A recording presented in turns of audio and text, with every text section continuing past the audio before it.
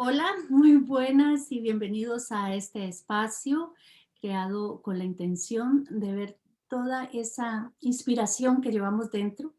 Y en este momento me encuentro ante la cara de la inspiración del día de hoy. Una distinguida y conocida en Costa Rica eh, personalidad, no solamente del campo político, sino de muchas otras áreas que ha venido a representar esa voz de muchas causas que en muchos momentos puede pasar desapercibida, pero para ella ha sido su misión de vida. Ana Elena Chacón, gracias por estar aquí, gracias por acompañarme, por estar aquí en este día, a pesar de tu agenda, que sé que es bastante ocupada. Voy a leer un poquito aquí sobre la semblanza que tengo de Ana Elena Chacón. Ella es una mujer costarricense que tiene más de 25 años de experiencia profesional en empresas privadas, organizaciones no gubernamentales, en la ONG e instituciones públicas. Ha ocupado el cargo de vicepresidenta y ex vicepresidenta y vicepresidenta de Seguridad Nacional. Actualmente es embajadora de Costa Rica en España.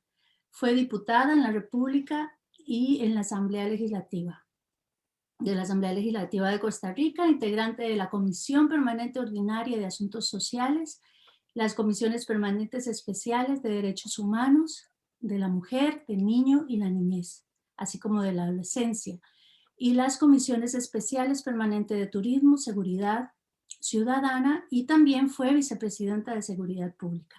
Es bastante amplio el currículo que puedo seguir leyendo aquí de Ana Elena y los diferentes puestos importantes que ha ocupado a través de su trayectoria.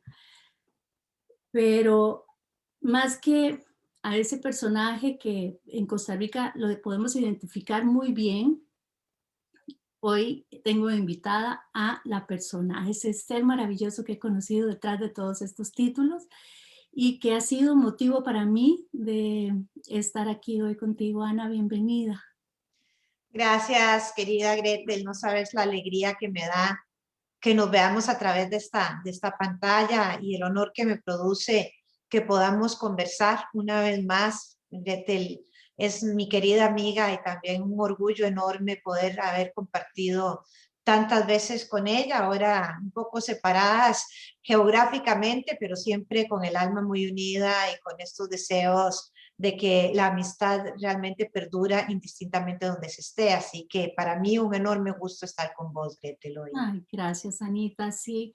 Y como lo dices, sí, los puntos geográficos están lejos, pero el corazón siempre se mantiene unido. Yo creo que y más cuando tenemos ese vínculo emocional con personas que nos identificamos, siempre se mantiene más cerca, que ha sido el caso con nosotras y que valoro mucho y vuelvo a recalcarlo, el tiempo que estás invirtiendo en acompañarme en este espacio, sabiendo tu agenda, tu ocupación y el mil de compromisos que tienes por allá.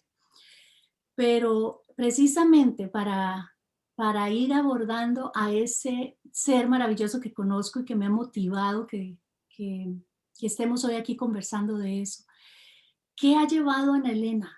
¿Qué ha llevado a Ana Elena, la persona, a tomar ese estandarte de, de defensa en tantos casos que muchas veces la humanidad los ve como causas que existen, pero de cierta manera son ignoradas porque no hay una voz como ha sabido hacerlo vos de, de pararse enfrente de muchas personas, de gente capaz de tomar decisiones y darles un lugar. Esa parte de heroísmo que he visto detrás de ti, siempre impulsándote a que se escuchen, a que sean vistas, a que sean tomadas en cuenta. ¿Qué te llevó a todo esto? Hay un factor importante, yo creo que desde que yo era pequeña no me eran indiferentes las injusticias, pero cuando yo tenía 27 años, hace exactamente 32 años, me pusieron en los brazos a una bebé con síndrome de Down que hoy es una mujer adulta, que me fue enseñando muchas partes de un camino no recorrido por mi persona. Es decir, pude tener de primera mano, ver las injusticias que ocurrían hacia las personas con discapacidad, especialmente las personas con discapacidad intelectual, ¿verdad? Un sesgo enorme, una referencia a ellos desde la burla, desde la mofa, la no integración, y a mí me llenaba de indignación estos procesos que yo estaba viviendo en primera mano. Pero luego también te das cuenta que si abrazas los derechos humanos, los abrazas los de todo el mundo, y que no es el único colectivo, el de las personas con discapacidad, el que vive en discriminación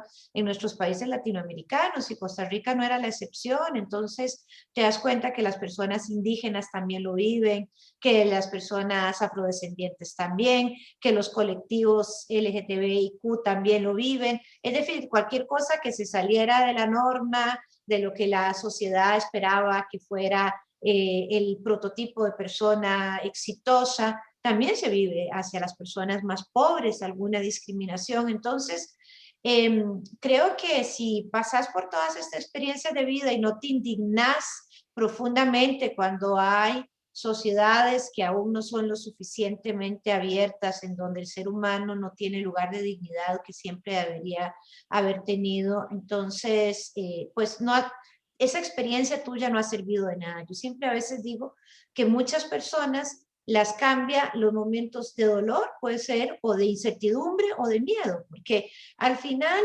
cuando te ponen en los brazos un bebé que no esperabas, de alguna forma, con esas condiciones, tenés todas estas cosas al mismo tiempo, ¿verdad? Y el miedo no es un buen compañero en la vida de los seres humanos. Por eso creo que en realidad deberíamos de tener una sociedad donde nos integráramos todos igual, para que las mamás nuevas que se están estrenando ya no tengan miedo. Eso ha sido parte de lo que yo traté de hacer en mi vida. Entonces, yo empiezo a trabajar mucho desde las ONGs, como decías, desde estas organizaciones no gubernamentales, haciendo la primera asociación para personas con síndrome de Down, que se llamaba CIDAWN. Luego empezamos a trabajar desde otros ámbitos para la educación, para entender que el respeto a las diferencias individuales tenía que darse desde que estás pequeño, que te lo enseñen desde la niñez, y no un tema que se ha impuesto en la edad adulta, cuando ya tienes tantos estereotipos puestos en tu cabeza y realmente empezás a discriminar. Y luego también empecé a trabajar en el Consejo Nacional de Rehabilitación y Educación Especial, que se llamaba así en aquellos años, que es el ente rector en materia de discapacidad, en donde voluntariamente asumí digamos, una parte en la junta directiva, y luego tuve la presidencia por muchos años. No había ley que protegiera los derechos de las personas con discapacidad. Estoy hablando esto desde inicios de los 90. No había una normativa de educación que nos garantizara que podía haber una educación inclusiva. Y entonces una cosa me fue llevando a la otra, y de repente me vi como una activista revuelca albóndigas, digamos, porque yo me acuerdo cuando llegaba al Ministerio de Educación, el ministro se agarraba la cabeza y decía: ahí viene esa mamá otra vez aquí a decir que se va a prender fuego si las escuelas no integran a los niños y las niñas con discapacidad. Y yo decía: pero ¿por qué es que tienen que haber un lugar especial para que ella estudie, si es una niña que va a poder aprender y va a poder ir evolucionando con sus ritmos? No todos somos iguales en estos procesos de enseñanza-aprendizaje, pero lo peor que puede pasar es que la segregación y en los peores de los casos, la institucionalización, era algo muy a la usanza en aquellos años. Entonces fuimos transformándolo, y esto de ser una activista, pues me llevó a decir: bueno, ya, no quiero estar más inmersa en los temas del activismo donde ayudamos a un chiquito, a 5, a 10. Quiero meterme en lo grande, quiero hacer política pública que sea macro, que realmente abrace a muchas más personas. Y para hacer la política pública hay que meterse dentro de esa mala palabra que se llama la política, y yo soy una mujer política, y me identifico realmente con orgullo de decir, bueno, una mujer política que ha usado siempre mucho amor para la creación de las políticas públicas, y que hasta el día de hoy lo hemos hecho con una absoluta honestidad, y así será siempre, porque esos son los valores que me impregnaron en mi familia. Entonces, Entré a trabajar en un programa de descentralización y participación ciudadana ya en el año 98 como directora, lucha contra la pobreza. Ya en ese momento venía conociendo la pobreza extrema a través del consejo, pero también en este programa donde terminé teniendo a cargo los 47 cantones de mayor pobreza, que son los municipios de Costa Rica, trabajando con la gente. Adoré esa parte, ¿verdad? Esa parte de darle voz a muchas personas que nunca se habían sentado a negociar con un ministro, que no se habían sentado con un alcalde, con la alcaldesa, y haciendo obras que nos parecían que era de la mayor importancia para ellos y no decisiones que se tomaban desde el gobierno central. Y bueno, cuando terminé ese proceso, entré a Seguridad Pública. Y ahí en el Ministerio de Seguridad Pública aprendí tanto sobre la violencia social y lo único que quería hacer era llegar antes de que ocurrieran los crímenes. Es decir, si vos das instrucción, si das capacitación, si das prevención, si das mejores calidades de vida, las personas no son caldo de cultivo ni para el narcotráfico, ni para la violencia. Si educas con amor, los hombres no van a pensar que tienen que resolver sus diferencias a través del golpe cuando sean grandes. Si le das a las mujeres mayor autoestima, la violencia de género puede disminuir. Aprendí mucho, junté muchos cadáveres también en esos años. Fueron de enseñanzas muy duras, pero la verdad que era un trabajo que quise muchísimo. La verdad que siempre me he enamorado de todos los trabajos que he tenido. Me he llegado a enamorar con muchísima pasión, pero ahí en el ministerio dejamos hechos protocolos de atención desde lo que era la violencia de género hasta la protección a la niñez y la adolescencia, el no criminalizar un niño que vendía productos ilícitos en la calle para no criminalizar la pobreza, un trato más humano dentro del Ministerio Público. En realidad trabajé muchísimo por la protección de todas las poblaciones que consideraba vulnerables, la protección hasta de las mujeres trabajadoras sexuales que tenían unos vejámenes y unas historias de vida que desde ese momento hasta ahora siguen siendo personas que nos queremos y nos consultamos un montón de cosas porque no había aparecido a alguien que les regresara la dignidad. Nunca habían tenido la oportunidad de trabajar tan de cerca con alguien que podía protegerlas en las calles como podía ser la policía. Hicimos un trabajo interesante. En fin, todo esto siempre me llega a entender que el peor de los males y el más violatorio de los derechos humanos es la pobreza en su conjunto. Y que un país como Costa Rica debería ser un país que viviera con mucha menos pobreza si lográbamos tener los programas sociales pertinentes.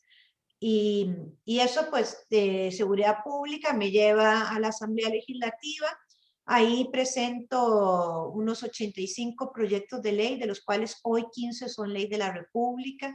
Y digamos, un reordenamiento del sector social fue fundamental para mí en ese momento. Leyes como protección de los adolescentes para que no hagan trabajo insalubre o peligroso. Leyes para que a los niños no se les castigue con golpes. Leyes de protección a las mujeres. En fin, muchas leyes de los derechos humanos que era prácticamente imposible alcanzar. Yo pertenecía a una fracción muy pequeña, fue mucha negociación constante durante 4 años, en donde le impregnaba mucha pasión a cada uno de estos proyectos porque eran como mis hijos, ¿verdad? Íbamos redactándolo con la sociedad civil o con las organizaciones que representaran uno u otro caso de los que yo estaba trabajando en ese momento.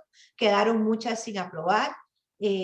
Además, pues obviamente también presenté leyes que fueron polémicas, que hoy en día no están todavía aprobados, como era hablar de salud sexual y de salud reproductiva. Yo creo que si no hay embarazo de adolescente, que si las mujeres teníamos autonomía en nuestros cuerpos, nuestras vidas van a ser mejores y eso pasa porque nos eduquen más y eso pasa porque decidamos más sobre las relaciones de pareja, con quién las tenemos, con quién vamos a tener hijos. Y es que las mujeres con educación universitaria, como vos y como yo, Gretel, tenemos un promedio de 2 hijos. Y Sí. las mujeres más pobres en mi país tienen 4, 5 y 7 hijos. Eso denota que entre a mayor educación tenemos más autonomía. Y eso había que pasar por una educación. Siempre he creído que la educación es el movilizador social más grande que hay y la herramienta mejor que exista. No para que aprendamos a repetir, sino para que aprendamos a analizar y para que digamos, esa receta que me dejaron mis abuelos sobre lo que tenía que ser mi vida, no es la receta que yo quiero para mi vida ni para los demás, y nos podamos de alguna forma revelar ante recetas ya constituidas en sociedades que habían sido muy patriarcales, muy machistas, y hablar desde la perspectiva de ser una mujer feminista también significa caer muy mal para algunas mujeres y para un discurso placiente y complaciente hacia lo que son los hombres que mantienen muchas mujeres. Y yo quiero aclarar aquí que ser feminista es solo tratar de que las mujeres tengan más oportunidades y que cualquier grupo que ha estado bajo la opresión o la discriminación tenga más y mejores oportunidades. No significa querer destruir, todo lo contrario, significa querer construir. Y bueno, cuando terminé mi trabajo en la asamblea, tuve el enorme gusto de que me llamaron de Naciones Unidas para ser comisionada de la Comisión Mundial sobre VIH, y trabajé en África, trabajé en Brasil, en toda América Latina, entendiendo cómo el VIH, que antes se le llamaba VIH-Sida, hoy en día le llamamos VIH avanzado a las personas que han desarrollado la infección, pues porque la palabra SIDA estaba muy lleno de estigma, y hacer un informe sobre los países que violaban los derechos humanos de esta población. Siempre me había interesado muchísimo, había trabajado mucho antes con ellos, y conocí la parte, digamos, triste de una África en donde habían 5 millones de huérfanos por razones de VIH, y no sé cuántos niños que también vivían por transmisión vertical, es decir, de la madre al hijo. Estuve trabajando en Honduras, también fue un trabajo totalmente ad honorem, pero a mí la vida me paga con la retribución en el alma que me queda, el haber podido ayudar, o por lo menos podido poner en blanco y negro lo que yo pensaba que eran vejámenes, leyes discriminatorias. En ese momento tenía pues la autorización de Naciones Unidas, y digamos, el informe está ahí. Solo habíamos 2 personas de América Latina, el expresidente Fernando Enrique Cardoso y mi persona, fuimos las 2 que nos eligió Naciones Unidas para llevar esto. Había un canadiense espectacular, en fin, éramos 15 en la junta directiva. Y bueno, cuando terminó ese trabajo, me quedó el alma con tantas mujeres que compartieron su historia de vida. Recuerdo una que voy a contarle aquí porque me pareció terrible, que la conocí en África.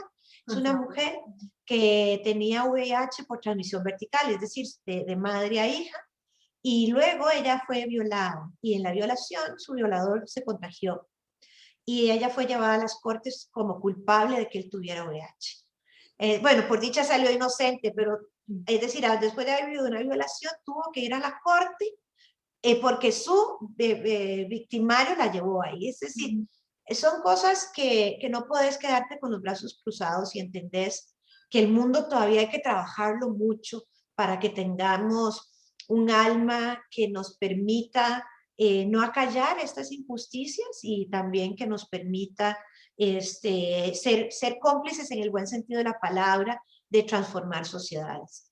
Y una cosa me llevó a la otra, y en el año 14 asumí la vicepresidencia del país, y ahí me dieron el sector social, el Consejo de Innovación y Talento Humano, y bueno, muchísimas responsabilidades. Y con mucho orgullo puedo decir que en el 18, cuando me fui, Costa Rica había disminuido bastante su pobreza extrema. Yo coordinaba 23 programas sociales durante 4 años. Hicimos una nueva metodología para medir la pobreza, para saber que la pobreza no es exclusivamente carencia de recursos, sino de recursos económicos, sino que hay todo un engranaje que la produce, que te lleva a estar. Nunca vimos una bandera política, y eso me encanta. Llegamos a la casa de la gente más pobre a través de unos desarrollos tecnológicos que hicimos de mapas sociales, y la verdad es que podían accesar a estos programas sociales las mujeres jefas de familia, porque más o menos el 80% de las familias en pobreza extrema estaban encabezadas por mujeres. El otro 20% no eran familias monoparentales, sí había papá y mamá, digámoslo así. En cambio, el 80%, que era el grueso, sí era solamente mujeres, con poco capital humano, que empezamos a trabajar todo el tema de su desarrollo. Y fue también hermosísimo. Y durante ese periodo, pues, no solo traté de ser disruptiva, que mucha gente le caía bien y a otra mal, pero yo creo que uno no puede quedarse cuando tiene un pedacito de poder y sobre todo que te lo otorga la democracia, como fue mi caso, que he sido una persona electa 2 veces democráticamente, quedarme sin ejercer el poder, ¿verdad? Nada más porque no quiero incomodar a ciertos grupos. Y yo creo que si algunos grupos se incomodan porque otros van ganando derechos, nunca le estamos quitando un derecho a nadie. O sea, mi misión siempre ha sido darle más derechos a los que se les venían negando históricamente estos derechos. Y también fue muy disruptivo el hecho de que yo presentara ante la Corte Interamericana una consulta. La Corte Interamericana de Derechos Humanos es la que rige el sistema interamericano de derechos humanos, está en la mayoría de los países, están adscritos en América Latina a esta corte a través de la Convención Americana de Derechos Humanos, y yo hice una consulta que si los derechos de una pareja del mismo sexo derivados de la convivencia eran derechos adquiridos, ¿verdad? Se tenían que respetar, y los derechos humanos y el cambio de nombre para una persona transexual. Y me contestaron que sí, que el cambio de nombre se podía hacer de una forma expedita, gratuita, en una, digamos, de una forma administrativa, no tenían que llevar un informe del psiquiatra diciendo algo, sino era mi decisión, era autónoma. Ese día fue muy feliz para mí porque muchas chicas trans me llamaron y me dijeron, Ana, amanecimos en un país donde somos más dignas, una población que también a veces no nos gusta ver, ¿verdad? A veces pensamos que solo pueden ser objeto de burla, pero son mujeres que están en trabajo sexual, son mujeres muy pobres, son mujeres que han sido tiradas a la calle de muy pequeñas, muchas no habían terminado ni siquiera la escuela primaria, porque al haber nacido en el sexo masculino y haber transitado de alguna forma hacia el género femenino, habían sido muy excluidas las zonas rurales, la vergüenza de las familias. Entonces, bueno, no solo hicimos la consulta, sino que también pusimos un aula donde podían ir de primero a quinto año, muchas terminaron más de 300 graduadas, una ya estaba en la universidad, cosas que te dan mucha satisfacción porque realmente es lo que hay que proveer de oportunidades, y la educación es así. Y cuando no has podido educarte por la discriminación es muy duro. Y la Corte también dijo que el matrimonio igualitario era lo que debía de privar en Costa Rica. Y entonces eso a mí me causa mucho dolor que le haya causado dolor a algunas personas en el país, sobre todo las personas del colectivo que se vieron de nuevo como inmersas en una discusión, cuando yo lo que digo es que el amor nunca puede hacer daño, y quien ame a otra persona del mismo sexo jamás nunca puede ser juzgada por eso, porque el amor se construye, lo que no construye es el odio, y el amor debe decirse a todo, ¿verdad? Yo digo abiertamente, si Así es. eso es lo que vos deseas hacer, ¿verdad? Y si no lo deseas decir, pues está bien, pero siempre quiero que haya una opción en la sociedad que se pudiera decir, y que hubiera menos y mucho menos dolor en el colectivo. Y bueno, eso hizo a que fuéramos a una elección muy polarizada, con discursos de mucho odio, y, y luego que pasó esa elección, pues el presidente de la República me dio el honor de venirme aquí a España, y aquí he estado tratando como de hacer incidencia desde la diplomacia también. He hecho mucha diplomacia de género, hago mucha diplomacia en derechos humanos, pero también hago mucha diplomacia para reforzar el comercio con Costa Rica, el turismo, la diplomacia científica. Así que ha sido un campo donde vine a aprender, porque yo hace 35 años me gradué de Relaciones Internacionales y nunca había ejercido mi carrera. Así. Entonces, por primera vez me dio un espacio, digamos, la decisión del presidente Alvarado, en este caso, de poder venir aquí y realizarme como relacionista internacional, y también conocer realidades hermosísimas y conflictivas cuando comparto con mis compañeras y compañeros embajadores. O sea, yo me siento a hablar con la embajadora de Bosnia y le pregunto mucho de cómo ha sido, ¿verdad?, el proceso, o con la de Serbia. O sea, conozco gente interesante constantemente y trato de nutrirme de procesos de la historia que yo no tenía ni estaba tan empapada, ni tampoco para nosotros algunas noticias siempre estaban tan presentes en nuestra querida Costa Rica, ¿verdad? Que también vivimos más como de lo que pasa en el hemisferio, lo que pasa en Europa, pero las realidades africanas o de Asia no las sabíamos. Y bueno, me convertí en la primera diplomática, que el único núcleo familiar era yo, con una persona adulta con discapacidad, que era Nina, en ese momento 29 años. Fue complicado hasta hacerle el pasaporte diplomático, no lo entendía. Y creo que rompimos otro esquema ahí, ella y yo juntas siempre, y de nuevo pues, nos opusimos a lo que decía la norma, porque es que antes habían venido embajador hombre con un hijo con discapacidad y una esposa que lo cuidaba, pero nunca la cuidadora había sido la embajadora. Y mi hija Marisa también ya acaba de integrarse a este dúo, que ahora somos un trío por dicha, pero sí vino 2 años después de que ya yo estaba aquí. Impresionante, Ana. Qué rico poder oírte y ver todo este camino que has ido abriendo. Y es que lo puedo ver de esta forma. Nina vino a representar el montón de hijas y hijos que tienes por todo el mundo. Y en Costa Rica, el montón que han estado en fila caminando detrás tuyo de este camino que has ido abriendo, pensando en el bienestar no solamente de Nina, sino de todos esos niños que representa en tu vida el abrirle la oportunidad a tu hija. Y no te quedaste solo ahí, sino que te fuiste más allá. Y ahí, en esa parte, qué importante es tomar otra vez conciencia de toda esa parte que estás haciendo enfoque de lo que hay detrás de una preparación, no solamente académica, sino abrir tu mente a vivir otras realidades que muchas veces te cierran y te encierran a vivir solamente desde un metro cuadrado muy pequeño. Y desde ahí es poco lo que se puede hacer. Lo que has hecho con tu visión, con la oportunidad que te has dado, porque ha sido a través del trabajo. Si te hubieras quedado solo cuidando a Nina y viendo por el bien de ella en tu casa, ahí estarías todavía. Yo creo que también dejando atrás la oportunidad que había a través tuyo para este montón de personas. Y, y a esto se suma la valentía que has tenido de tomar todos estos retos, de viajar, de moverte, del compromiso que hay ante un puesto de este tipo. Y, y al abrirse esas fronteras, esos horizontes, más servicio puedes dar porque se amplían más tus capacidades. Es ahí donde se ve claramente esta frase que dice que cuando haces servicio más te enriqueces. La riqueza que has logrado ir expandiendo cada vez más y que sigues haciendo está en todo esto que te has atrevido vos misma a hacer.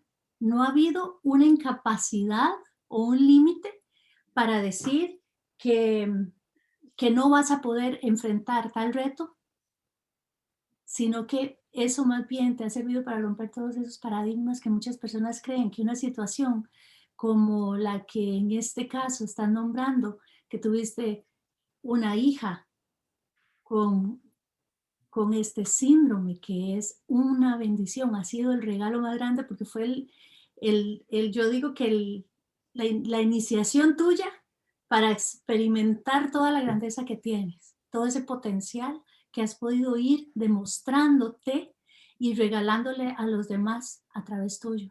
Es maravilloso oírte hablar, puedo sentir todas esas personas y lo he visto y lo he vivido, por eso es que para mí era tan importante traerte a este espacio porque yo he estado contigo en lugares públicos donde personas de todo tipo llegan a abrazarte, a saludarte y a sentirte como familiar porque sos eso, realmente lo han llegado a sentir.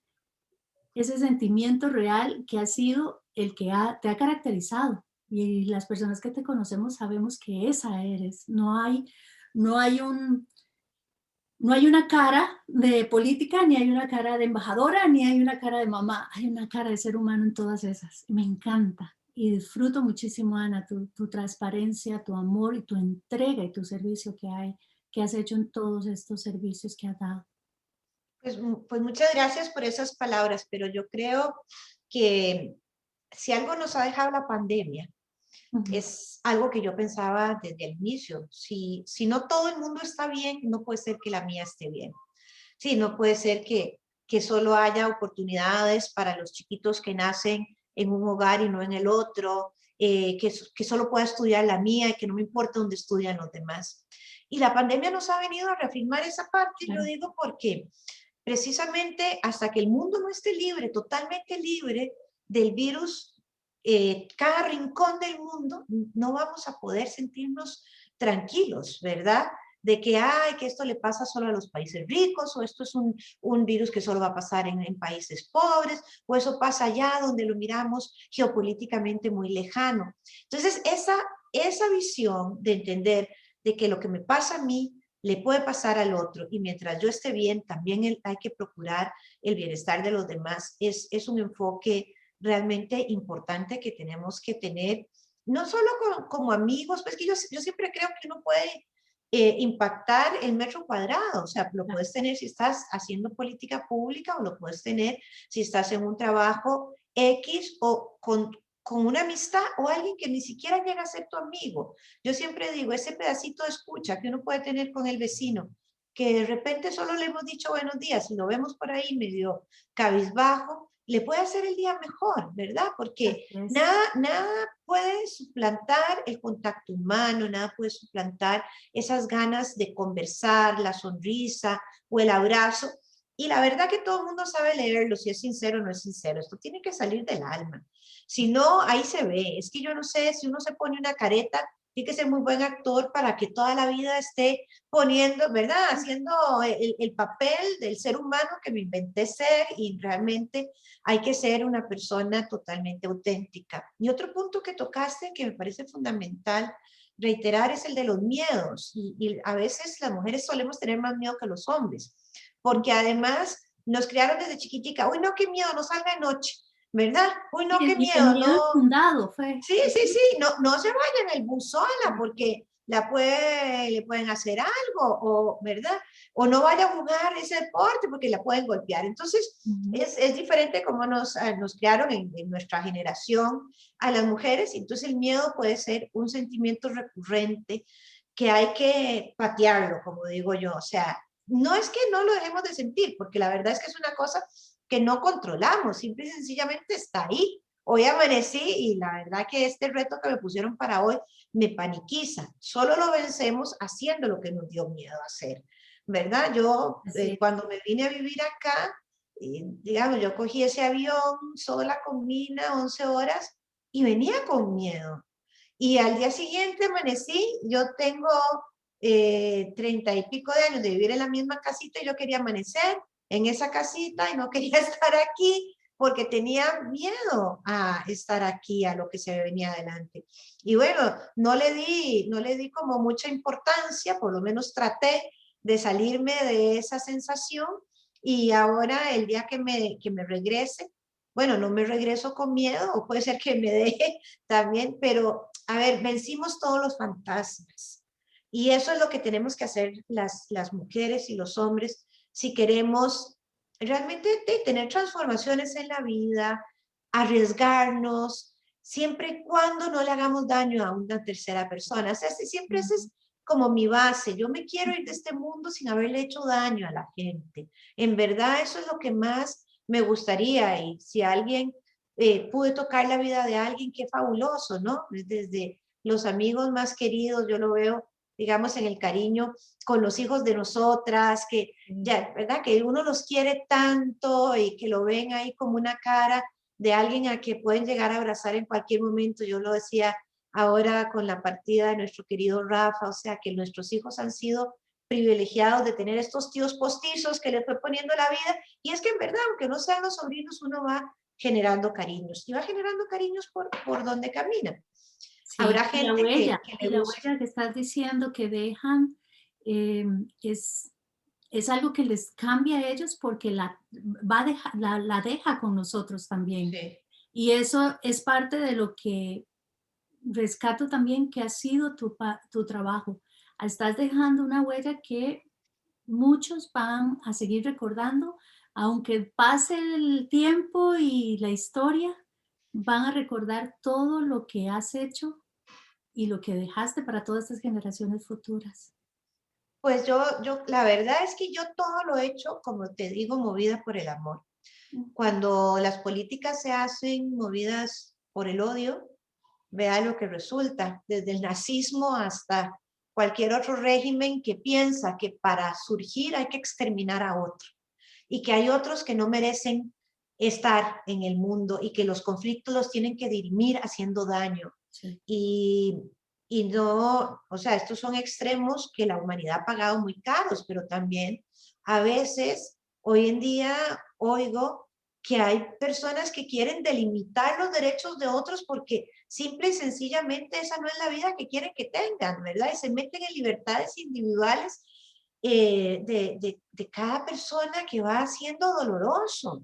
Entonces, yo creo que la construcción definitivamente hay que hacerla desde el amor, con estrategia, con inteligencia, cuando se puede, cuando la vida te da el privilegio de servir. Yo creo que en la política también hay que tener muy claro el privilegio que se te da cuando ya sea el pueblo o por decisión de el presidente del momento te dan una misión, lo importante que es esto, pero no solo se hacen los cambios desde la política, como reitero, Ujú. todos somos capaces, ¿verdad?, de hacer cambios todos los días en nuestra vida, en nuestras actitudes, y esa parte es fundamental que la interioricemos y que salga, bueno, por lo menos para mí un cambio es amanecer con una sonrisa, yo siempre amanezco Claro, contenta, y es salir y estar contenta, en verdad, que te salga del alma, y llegar y poder ser justa con la gente que trabaja con vos constantemente,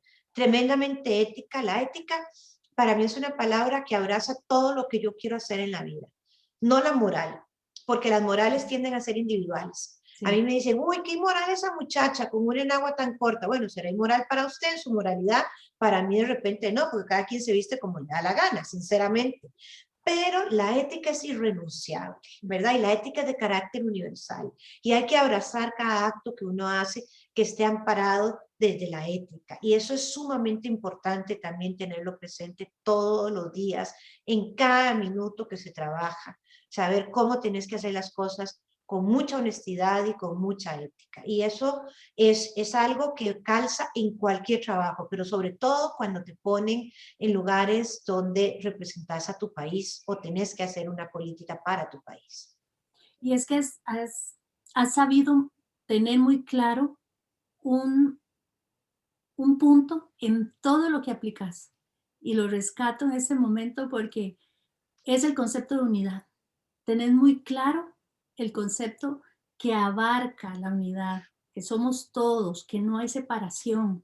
Y precisamente esas partes donde se refleja en cada ser humano esa división de conceptos como morales, como Sí. religiosos y a veces hasta la misma política, podemos decir, que se basa en conveniencias y separa estos conceptos.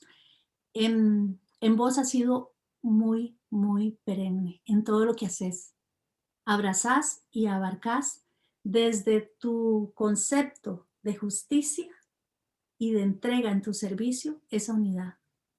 Es que yo creo que, no, a ver, no se puede ser indiferente al dolor. Eso también es un punto Claro. fundamental. Ujú. No puedes mirar el dolor ajeno y decir, como a mí no me tocó, no sé, ¿verdad? Es como cuando uno está Sí, joven, no piensa que se va a hacer viejo, pero sí, no es así. Es que hoy me tocó a mí, mañana te toca a vos, y a lo mejor ya has logrado hacer transformaciones para que tengas menos dolor en tu vida. Y hay muchas cosas que producen el dolor. La discriminación es una, sentirse uno diferente a los demás y no calzar en un esquema de sociedad es fregado. Y ahí es donde, digamos, la lucha por la dignidad humana y la dignidad de todas las personas que han pertenecido a colectivos que son considerados minoritarios es una lucha muy válida, ¿verdad? Entonces vos no puedes decir, no, es que yo abrazo estos derechos humanos solo de los chiquitos rubiecitos, pero no de los otros chiquitos o de las otras chiquitas o de las otras etnias, porque en realidad yo siempre digo, raza solo hay una, es la raza humana. Lo que nos diferencia es que unos tenemos un color, un fenotipo y otros lo tienen otro, pero el alma es la misma, la sangre que nos corre es la misma y los sentimientos también. Entonces yo quisiera, digamos, siempre digo, si puedo aportar algo al mundo, ¿qué es lo que quiero aportar? Felicidad. Y la felicidad no es algo fácil de tener porque hay que ser valiente para ser feliz. Vos Sí, y yo lo sabemos que a veces hay que ser valientes para salirnos de donde era un área de confort, pero sí. ya no podías estar ahí porque no te brindaba felicidad. Entonces, la felicidad le pertenece a las y los valientes.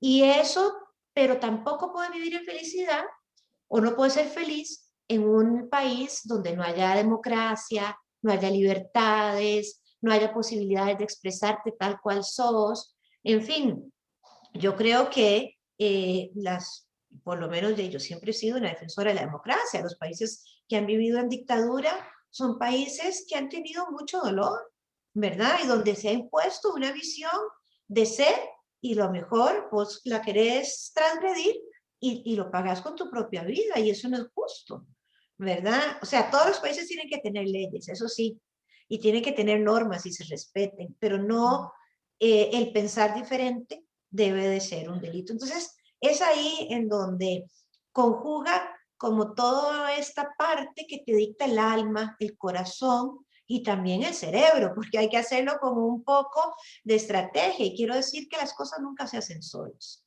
También hay que pensar, es que la gente que habla yo, no, todo siempre hay un colectivo, En siempre hay mucha nosotros. gente, siempre hay un personal que es tu aliado y muchas otras soñadores en el camino que se van juntando con esta visión de mundo, de sociedad, etcétera.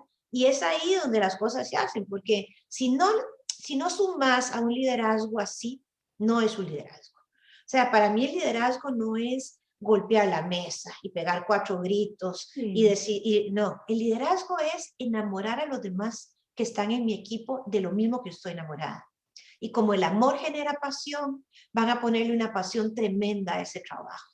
No importa, yo trabajo con gente que le pagan poquito, otros que querían, pero en realidad ahí no estás para hacer plata, nunca vas a estar para, si quieres hacerte de capital, hay que buscar otras cosas que no sea la política, pero ahí estás para transformar y es lo que paga, ¿verdad? Lo que paga en satisfacción. Yo en la noche a veces cuando iba a inaugurar cosas pequeñas, por ejemplo, un aula, un comedor escolar nuevo, no me podía dormir de la emoción porque había visto tantas caras felices en ese día Ay, sí. que, bueno, a lo mejor nunca más nos volveremos a ver, pero fue un proceso de negociación y de poder sacar y desentrabar cosas.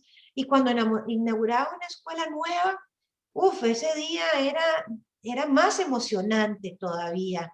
Digamos, yo me empeñé mucho en llevar la escuela de la Carpio, que sabes que es un barrio.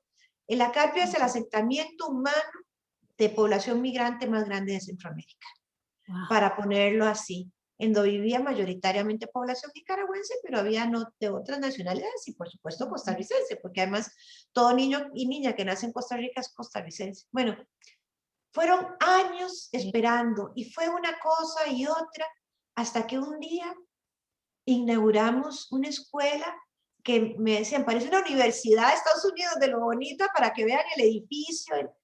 Y yo no, o sea, yo después no podía dormir de pensar que ya no tenían que estudiar entre unas latas, que daba calor, que eran 3 turnos, porque eran tantos chiquitos y chiquitas las que tenían que ir a la escuela, que eran 3 turnos, era poquito el tiempo que podían estar para abarcar.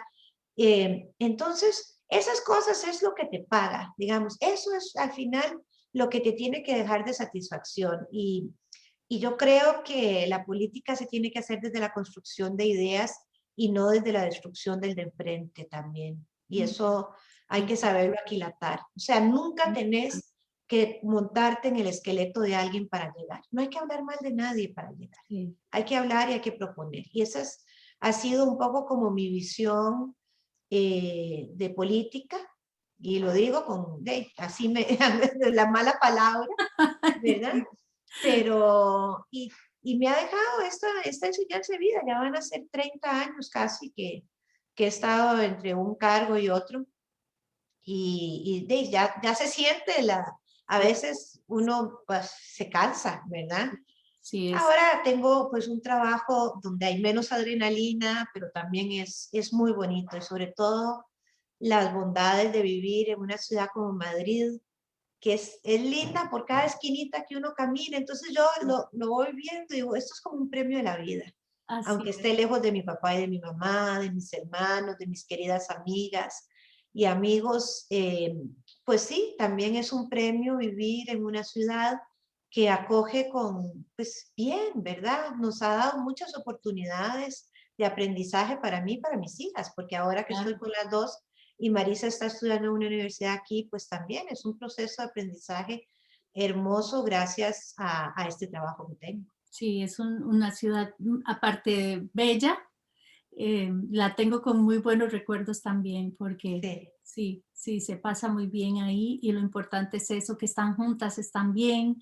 Y, y este camino, Ana, ahora estaba viendo la bandera de Costa Rica ahí atrás y yo le pondría a la par una grande, así enorme, con un corazón rojo, porque sos puro corazón, de verdad que las personas que están viendo esto, eh, como me sucedió a mí, porque te soy honesta, y lo sabes, en política yo no conozco como mucho, ni me muevo mucho en eso tampoco, pero a través tuyo aprendí que hay diferentes tipos de política también, y es dependiendo del ser humano que está ahí ejerciéndolo.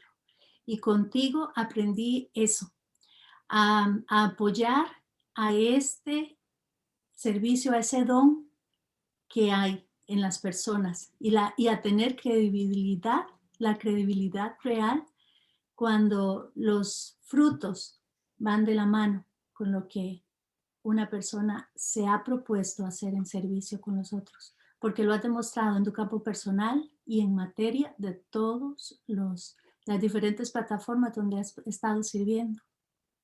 Has cambiado por completo ese concepto del generalizar, de eso en que engloba todo el mundo, el tema político, y así como lo decías, esa mala palabra que llegó a convertirse, y te saliste totalmente del rango a hacer otro concepto de lo que para mí, como te digo, ha sido la diferencia. Conocerte a vos, saber el trabajo que has realizado es de héroes, no es fácil. Lo cuentas en un lapso de un tiempo donde las personas pueden ver así como que a grandes rasgos, pero el estar fuera de casa, no solamente lo bonito de ir a conocer otro país, estar en contacto con personas, sino involucrarse emocionalmente ante situaciones que estás viviendo, así como lo hiciste con tantos y diferentes personas del mundo. Eso es un entrenamiento de corazón abierto y no es cualquier persona la que lo lleva a cabo. Pues muchas gracias, Gretel. Yo siempre lo digo, usted primero es buen ser humano y después es bueno en lo que le toque hacer. Pero usted no puede ser mal ser humano y buen político o mal ser humano y buen médico. O sea, tiene primero que ser bueno, ¿verdad? Y la bondad es algo que yo, a pesar de los pesares, sigo creyendo, ¿verdad? Y le sigo apostando.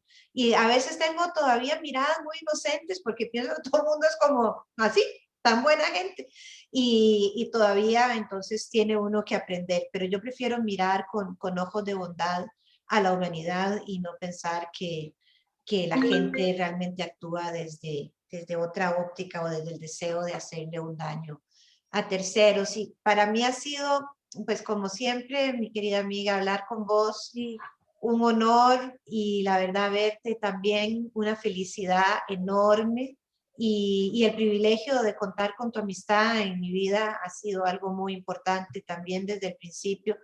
Y yo creo que uno tiene que decirse lo que se quiere, ¿verdad? Y así es. decírselo mientras estemos en esta tierra.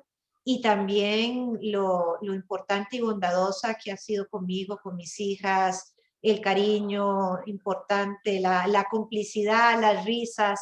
Es que para ser amigo es para todo, ¿verdad? Sí, Para reír, para bailar y para llorar. para Entonces, todo. ahí hay que hacer una oda a ese privilegio que le dio a uno en la vida de contar con amigos de verdad y eso para mí es fundamental, y aunque ahora estemos cada una en un pedacito de hemisferios diferentes, Así es. siempre pues con el enorme cariño y las ganas de saberte que estás bien, que sos feliz, eso me llena el alma, y que tus hijos están bien, ¿verdad? Que los quiero un montón a los dos.